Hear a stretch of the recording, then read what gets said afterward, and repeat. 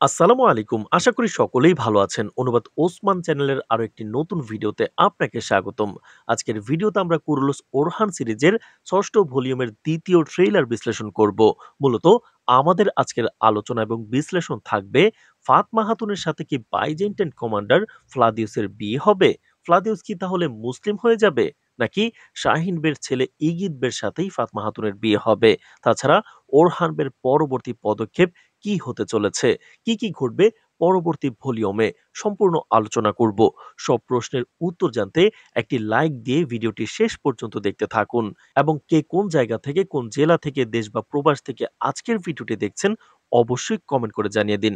পরবর্তী ভিডিওতে আপনার কমেন্টের রিপ্লাই দিব ইনশাআল্লাহ। এবং ভিডিওর শুরুতেই চ্যানেলটি সাবস্ক্রাইব করে ভিডিওটি কন্টিনিউ করুন। তো দর্শক, শুরুতেই ওরহান বের সম্পর্কে একটু আলোচনা করা যাক। বর্তমানে যিনি ওরহান চরিত্রে অভিনয় করছেন, প্রথম থেকেই তার অভিনয় নিয়ে প্রশ্ন উঠেছিল। ওরহান চরিত্রে মানানসই না তিনি, এমনটাই দর্শকদের মতামত ছিল।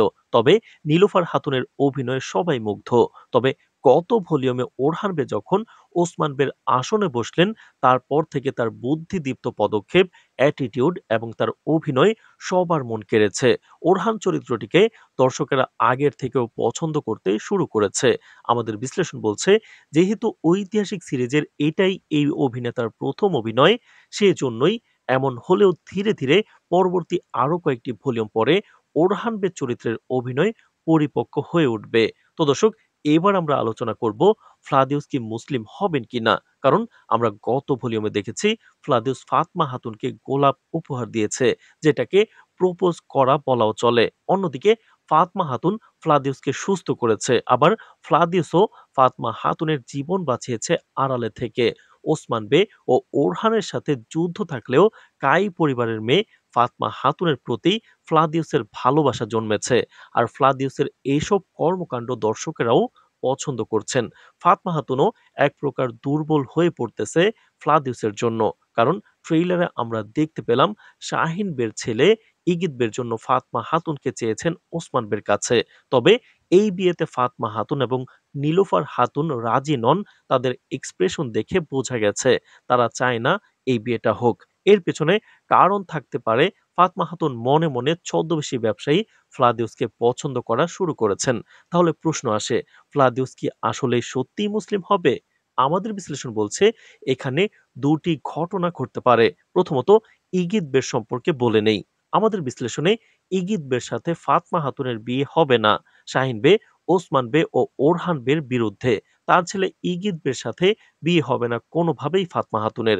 কোনো একটা যুদ্ধে ফাতমা খাতুনকে বাঁচাতে গিয়ে অথবা গুরুত্বপূর্ণ কোনো যুদ্ধে তিনি মর্যাদার সাথে শহীদ হবেন।